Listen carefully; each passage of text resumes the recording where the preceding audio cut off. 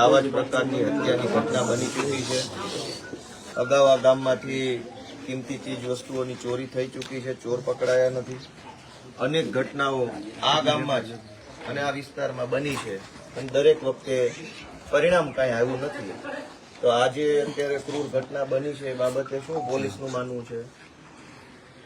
પેલા તો ગોપાલભાઈ અગાઉ વાત થઈ કે અગાઉ જે બનાવો બન્યા છે એ બાબતે શું કાર્યવાહી થઈ કે એમાં કંઈ રિઝલ્ટ નથી।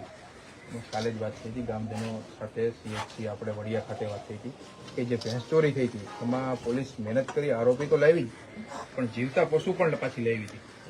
બે ભેંસો પાછા લાવ્યા હતા આપણે છેક બીજા જિલ્લામાં માંગરોળથી આરોપી પકડાયા હતા અને એને આપણે પાછા લાવ્યા હતા। અગાઉ જે 30 વર્ષ પહેલા જે બનાવ મને કાલે વાત થઈ, એક બે જણાએ મને કાલે કીધું કે 30 વર્ષ પહેલા પણ આ બનાવ બન્યા, આવો બનાવ બનેલો છે ફૂડ મર્ડરનો। એમાં પણ આપણે આરોપી આવી પકડાઈ ગયા હતા અને ગુનો ડિટેક્ટ થયેલો છે। આજની આ ઘટના બાબતે હું પોલીસનું આજની આ ઘટના બાબતે જે 17-18ની રાત્રે જે બનાવ બન્યો છે, મોટાભાગે પોલીસના અનુમાન પ્રમાણે જે વહેલી સવારે ફેસલ અધિકારીનું અનુમાન પ્રમાણે જે વહેલી સવારે આ જે બનાવ બન્યો છે એ 18 તારીખે 6:22 રિપોર્ટિંગ થયું છે। એ એમના રિલેટિવ જે અહીંયા પાડોશી છે એમને જાણ કરી, ફોન ના ઉપાડ્યા દાદા દાદીએ, એટલે આ લોકો ત્યાં ગયા અને ત્યાંથી આવી રીતે ઘટના ખબર પડી। પોલીસને જાણ થઈ, કંટ્રોલ રૂમને જાણ કરી, કંટ્રોલ રૂમે મને ફોન કર્યો, અમને કંટ્રોલ રૂમે ફોન કર્યો અને 10 મિનિટમાં વડિયા પોલીસ અહીંયા આપી। એના પછી અમે FSL આ ગુનાના કામે ગંભીરમાં ગંભીર ગુનો છે રેરેસ્ટ ઓફ રેરમાં અમે FSL, dog squad, fingerprint expert બધાને બનાવ સ્થળે ઘટના સ્થળે બોલાવ્યા છે। એણે એને પોતાના અભિપ્રાય આપ્યા છે। જે નમૂનાઓ છે લોહી મળી આવ્યું છે ઘટના સ્થળેથી લીધું છે, જે ફિંગર મળી આવ્યું ફિંગર લીધા છે, ડોગને સ્મેલ આપીને ડોગ ઢોળવા રોડ 1 કિલોમીટર સુધી ગયો છે। બધી આપણે રેકોર્ડ ઉપર અને એક્સ્ટ્રા જે 100% કામગીરી કરવી જોઈએ 100% કામગીરી એમાં કરી છે। ફિંગર મેચ થયા, ફિંગર આરોપી પકડાય એટલે પછી એના જોડે મેચ કરશું। એટલે એવું ન હોય, આપણે પોલીસ તરીકે જેટલા ગુનામાં આરોપી પકડાતા હોય ભૂતકાળમાં તમામના ફિંગર લઈએ છીએ, ઓનલાઈન લઈએ છીએ, મશીન ચાલુ ન હોય તો ઓફલાઈન લઈએ છીએ। એનો એક સેન્ટ્રલાઇઝ ડેટાબેઝ બને છે। એ ડેટાબેઝ સાથે આપણે મેચ કરીએ તો તરત ખબર પડી જાય કે આરોપી કોણ છે। હવે એ પકડાય પછી મેળવવાની ક્યાં જરૂરત છે? તો એ આખું પુરાવાના વિષય ઉપર આવી ગયું। અત્યારે તપાસના વિષય ઉપર આપણે ફિંગરપ્રિન્ટ મેચ કરવાના છે। પાછળથી જે મેચ કરશો એ પુરાવા માટે કરશો કે જેથી પુરાવો મજબૂત બને। આપણે દરેક આરોપીના ફિંગરપ્રિન્ટ લઈએ છીએ પેલા મશીન ઉપર લઈએ છીએ, બરાબર? તો એ તમે અત્યારે જે ઘટના સ્થળેથી જે ફિંગરપ્રિન્ટ મળ્યા છે એને ડેટાબેઝ જયારે મેચ કરો અને ધારો કે મેચ થઈ ગયા તો આરોપી પકડાઈ ગયો। અગાઉ એવી રીતે તો મેચ કર્યા, અગાઉ જે તમે કીધું એવી રીતે અગાઉના જે બીજા ગયા વર્ષે 2024માં એક અમારે કરફોડ ચોરી થઈ હતી, MOB માં બધો ડેટા હોય છે। એ જ કહું છું હા કે 2024માં આપણે અમારે કરફોડ ચોરી થઈ હતી, ત્યાંથી આવી રીતે ફિંગરપ્રિન્ટ લીધા હતા। એ ફિંગરપ્રિન્ટ અહીંયા આપણે મેચ થવા માટે મોકલી આપ્યા અને જયારે આરોપી મળ્યા તે આરોપી સાથે ફિંગર મેચ થયા હતા તે સમયે। એટલે મારું એ કહેવાનું છે કે અહીંયા જે ફિંગરપ્રિન્ટ મળ્યા એ આખા ગુજરાતના ફિંગરપ્રિન્ટના ડેટાબેઝ જયારે આપણે મેચ કરીએ તો ગમે એ જિલ્લાનો ચોર હશે એ પકડાઈ જશે। જરૂરી નથી ઘરફોડના અમરેલી જિલ્લાના ઘરફોડના લિસ્ટ આરે જ મેચ કરીએ તો કોઈ બીજા જિલ્લામાંથી અહીંયા આવી ગયો હોય। અમરેલીનો ઘરફોડનો ડેટા હશે, ગુજરાતનો ડેટા છે, તમામ પ્રકાર, અને જરૂરી થોડું છે ઘરફોડ કરતો એને જ ઘરફોડ કરે છે। હવે સાદી ચોરી વાળા આ વખતે નવો રસ્તો લીધો એવું બને તો આખા ગુજરાતના ડેટાબેઝ સાથે ફિંગરપ્રિન્ટ મેચ કરો તો સંભાવનાઓ છે કે કોઈક મળી આવે, ના મળી આવે તો પાછો તપાસનો વિષય છે। અમારા ફિંગરપ્રિન્ટ એક્સપર્ટે જે તમે જે વાત કરી એ ફિંગરપ્રિન્ટ મોકલી આપ્યા છે 24 કલાક જેવું શું છે, વધીને એકાદ દિવસમાં જે કંઈ પરિણામ હશે મેં નેગેટિવ કે પોઝિટિવ મેચ થયા કે નથી થયા એ આવી જશે।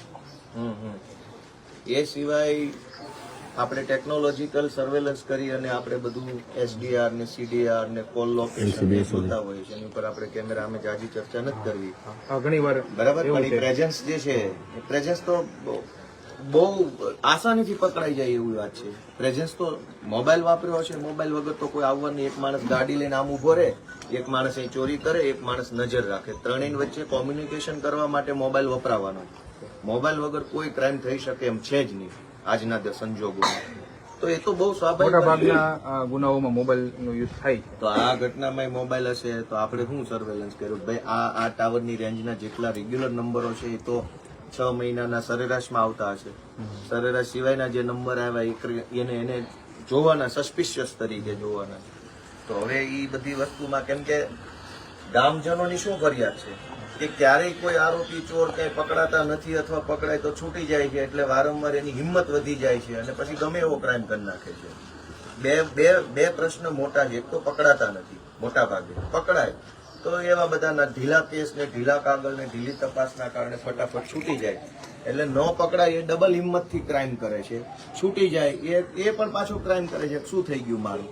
તો હવે આમાં વ્યક્તિગત રીતે તમને કઈ કહેવાનો પ્રશ્ન નથી. તમે એક સરકારી તંત્રના પ્રતિનિધિ છો. અમારે સરકારના ટેકે જીવતા હોય, તમારો જીવ સરકાર બચાવશે. તમારાથી કઈ ન જ થાય એમ હોય તો અમારે શું કરવાનું?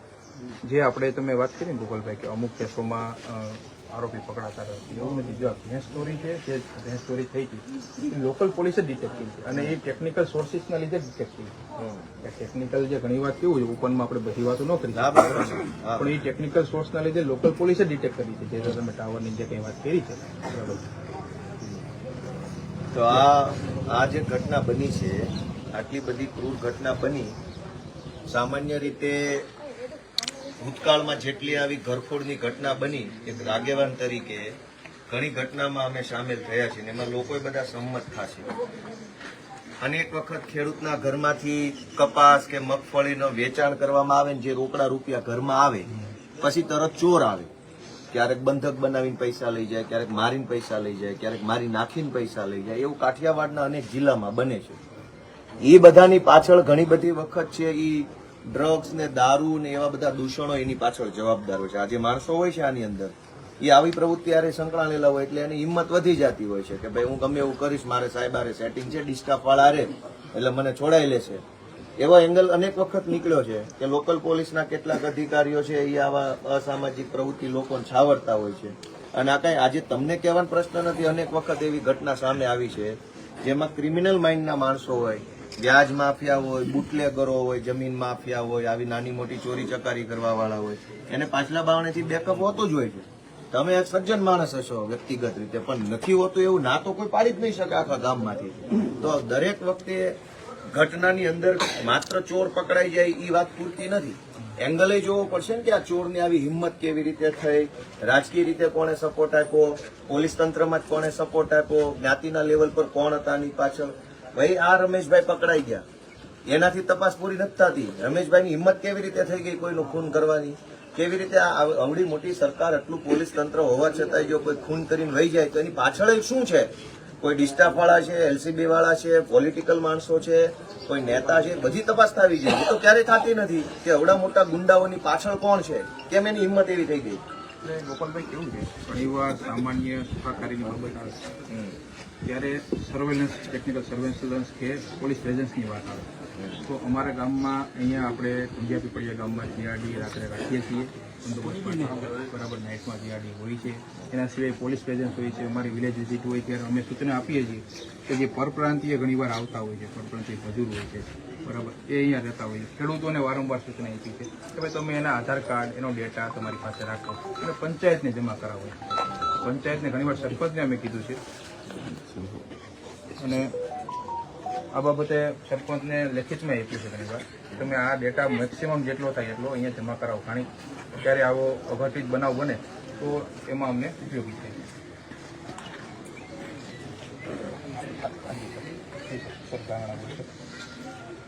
અહીંયા પંજાબી પડિયા ગામે અને વિસાવદર ધારાસભ્ય ગોપાલભાઈ એવા અને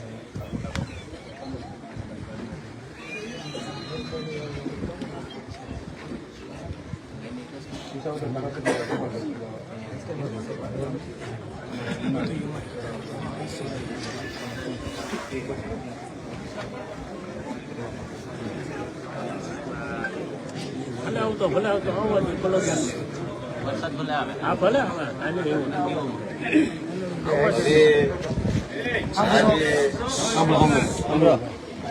આ જે ક્રાઇમની ઘટના બની એટલે હવે એના આરોપીની તપાસ બાબતે તમે જે કંઈ કામ કરો છો એમાં એક એંગલ છે કે ભાઈ પરપ્રાંતીય કોઈ વ્યક્તિ હોય એવું ગામ લોકોનું કહેવાનું છે. બહારના મજૂરો હોય છે બીજા રાજ્યના, બીજા રાજ્યના અહીંયા વધારે હોય છે, બીજા જિલ્લાના વધારે હોય છે, બીજા રાજ્ય તો ઈ બધા લોકો જે છે એમાંથી મોટા ભાગના લોકોમાંથી દારૂ પીવાની ટેવ વાળા રોજ રાતે પી જવા વાળા હશે કે નહીં હોય? તો દારૂ બેફામ મળતો હશે.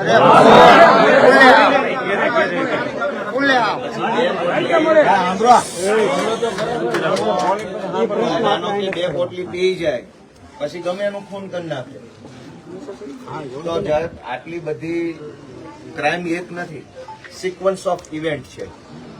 દારૂ પીધો છે, કોઈએ દારૂ વેચ્યો છે, દારૂના નશામાં આવી ગયો છે, ચોરી કરવાનું મન થયું છે, ચોરી કરવા ગયો છે, ચોરી કરીશ તો પકડાઈ જશે, બીક લાગી મારી નાખે.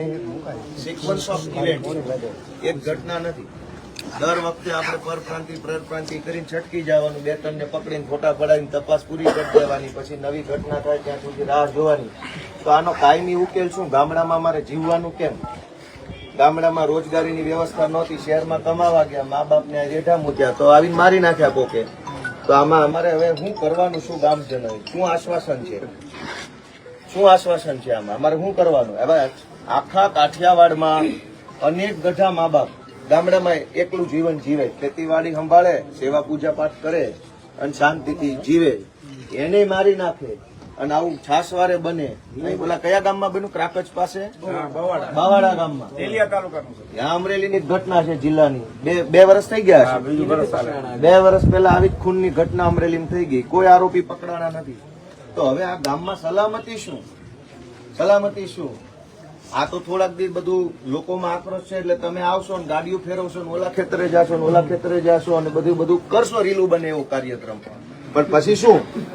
પછી તો બીજો ગમે આવીને મારી નાખશે.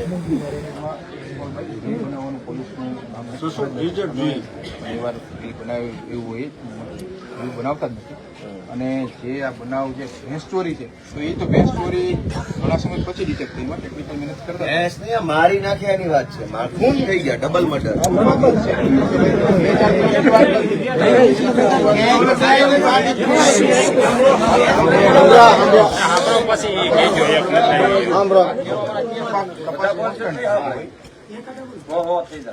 હવે આમાં ગામજનોની એક લાગણી છે કે તાત્કાલિક એટલે કે ટાઈમ ફ્રેમ ની અંદર કંઈક આનું નિરાકરણ આવે. પોલીસે એમ કીધું 10 દિવસની અંદર ગોતશું. નેતાનો કૂતરો ખોવાઈ ગયો હોત તો કેટલા દિવસમાં ગોત્યો હોય? કેબિનેટ મંત્રી કે કોઈ મોટા નેતાના ઘરે કૂતરો ખોવાઈ જાય તો આખા ગુજરાતની પોલીસ લાગી જાય છે. માણા મરી જાય તો 10 દિવસે આરોપી મળશે, કૂતરા ખોવાઈ જાય તો કલાકમાં મળશે. તો તમે ગામને આશ્વાસન આપો કે ભાઈ કેવી રીતે કામગીરી થશે, નહીતર પછી અમારે આગેવાની લેવી પડશે કે ભાઈ હવે તમારે અમને ન્યાય જ નથી આપવો, આરોપીઓ મારી ભાગી જાય, ખૂન થઈ જાય છે, પોલીસ આશ્વાસન આપ્યા કરે છે, દારૂડિયાઓ બેફામ બનીને ફરે છે. કયા દારૂડિયાને 2 પોટલી વધારે મારી જાય તો ગમે એનું ખૂન કરી નાખે છે. તો શું કરવાનું આમાં? ગામ લોકોને કાલે એ વાત આપણે મોટાભાગના થઈ હતી, ચર્ચા થઈ હતી એ બાબતે. અને અમે કીધું હતું વહેલી તકે આરોપી પકડશે, એવું નહીં 10 દિવસમાં, કદાચ 2 દિવસમાં આરોપી પકડાઈ જાય. તો ટેકનિકલ ડેટાને અમે જે મહેનત કરીએ છીએ એના અંદર 2 દિવસમાં, 3 દિવસમાં, 4 દિવસમાં પકડાઈ જાય. પણ અમે ટાઈમ લિમિટ એવું કીધું 10 દિવસમાં મોટા ભાગે અમે જે રીતે તપાસ કરીએ છીએ એવું લાગે છે તો અમે પકડી લઈશું. આ વિઝિટેશનનો ગુનો છે કાયદાની ભાષામાં. ભોગ બનનારના પરિવારે એવું જણાવ્યું કે એસપી સાહેબે વિઝિટેશનના ગુનામાં આવવામાં કેટલા કલાક થયા? એસપી સાહેબ જેવો ગુનો દાખલ થયો તરત જ દાખલ થયો ને ગુનો બન્યો, ગુનો જાહેર થયો. ગુનો બન્યો વહેલી સવારે, ગુનો જાહેર થયો 6 વાગ્યે, ગુનો દાખલ થયો 8 વાગ્યે, પછી એસપી સાહેબ આવ્યા. તો એમ એ ટેકનિકલ ભાષા મારી યાર ખોટી વાત નહીં કરે, એ ગામ લોકો ન ખબર પડતી હોય, મને ખબર પડતી. મારું એમ કહેવાનું છે કે વિઝિટેશનનો ગુનો જાહેર થયો એટલે ગાડીઓ ભાગવી જોઈએ.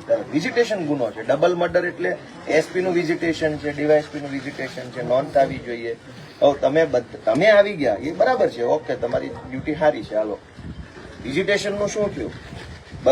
બધું થઈ જાય, બિસ્તરા પોટલા બધું વિખાઈ જાય, પછી એસપી આવીને ખાલી ગામ લોકોને લાગે કે આવી ગયા છે એવું થોડું હોય.